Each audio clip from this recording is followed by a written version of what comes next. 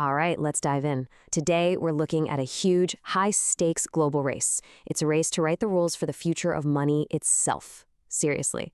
From Washington to Brussels to Lagos, lawmakers are absolutely scrambling to figure out the playbook for the digital age. And believe me, the outcome is going to affect every single one of us.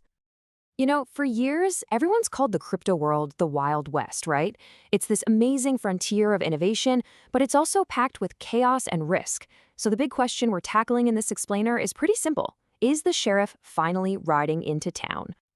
So to really get why this race is happening right now, we've got to start with the problem itself. Just pure crypto chaos. The market's insane boom and bust cycles can make fortunes overnight, but they can also vaporize them just as fast. And that, you can imagine, is a massive headache for regulators. And listen, this isn't some theoretical problem. Imagine waking up to a headline like this, a 50% plunge.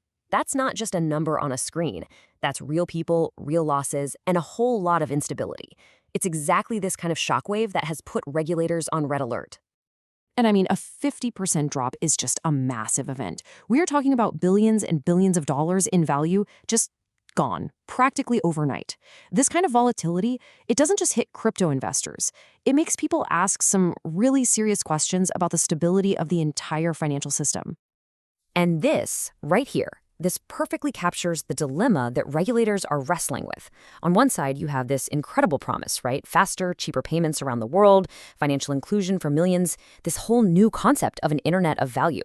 But on the other side, there's the peril, that extreme volatility we just talked about, huge risks for everyday consumers, and of course, the constant threat of scams and illicit finance. It is this conflict that has finally kicked off a global push for rules. Okay, so if that's the problem, what's the solution? Well, it's a global rulebook. Countries are done just watching from the sidelines. They are actively in the game, building frameworks to manage all those risks, while, and this is the tricky part, trying not to kill off innovation. And the United States, wow, after years of just debating, suddenly kicked into high gear. It all started when the SEC approved those Bitcoin ETFs, exchange-traded funds, which basically opened the floodgates for mainstream investors. Then, a huge policy shift, an executive order that said no to a government-run digital dollar, a CBDC, and yes to creating a national Bitcoin reserve. That was followed by two massive pieces of legislation, one to regulate stablecoins and another to bring clarity to the whole market. The message couldn't be clearer. America was finally making its play. What's so fascinating is seeing how the two biggest Western economies are handling this. The U.S. is going for a more innovation-first approach, splitting up the job between its two big financial regulators, the CFTC and the SEC. Their main goal? Keep the U.S. dollar on top and make sure all that innovation happens on American soil. Meanwhile, the European Union, with its huge MiCA regulation, went a different route. They built one single, unified rulebook for all 27 member states, with a heavy, heavy focus on protecting consumers and making sure their financial system stays stable. It's really two totally different philosophies trying to solve the same puzzle. Now, at the very heart of this entire regulatory race is a really fundamental question. What should digital money even be? Should it be something created by private companies, or should it be issued directly by the government? So first up, you've got the private sector's big idea, the stablecoin. The name kind of gives it away.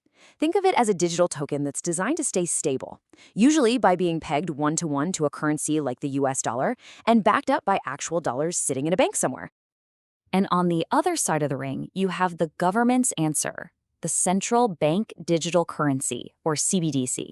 This is pretty much what it sounds like, a digital version of a country's official cash, a digital dollar, a digital euro. The crucial difference is that it's issued directly by the central bank, which makes it official, government-backed public money. So this really breaks down the two different paths, right? Stablecoins are from private companies, backed by their own reserves, and innovation is all driven by market competition. CBDCs, on the other hand, would come from the government, backed by its full faith and credit and developed to meet public policy goals, two very different models. But here's the twist in the story. Despite all the official support and all the government promotion, one of these models has found it incredibly difficult to get actual people to use it. And you don't have to take my word for it, just look at a real-world case study. Nigeria launched Africa's very first CBDC, the eNaira, way back in 2021. But by 2025, its adoption rate was still less than 1%. In that same exact country, more than 10% of the population holds private cryptocurrencies. It kind of seems like the market has already cast its vote. But this story isn't just about the US and Europe, not by a long shot. High-growth regions, especially across Africa, are moving incredibly fast to create their own rulebooks, ones that are tailored to their unique economies. And the progress across the continent is just remarkable. Nigeria, which is a huge crypto market, completely reversed its earlier ban and built a whole new regulatory framework. South Africa has moved super quickly to license hundreds of crypto businesses, and Kenya is building its own set of comprehensive rules from the ground up. These countries aren't just copy-pasting what the West does. They're creating rules that actually fit their economies, often driven by massive youth adoption and a real need for better ways to send money across borders. Ghana actually gives us a perfect, simple model of how to get this done. First, they passed a law to create a solid legal foundation. Simple. Second, they empowered their central bank and their SEC to actually regulate the space. And third, they set up a clear, mandatory licensing process for everybody who wants to operate.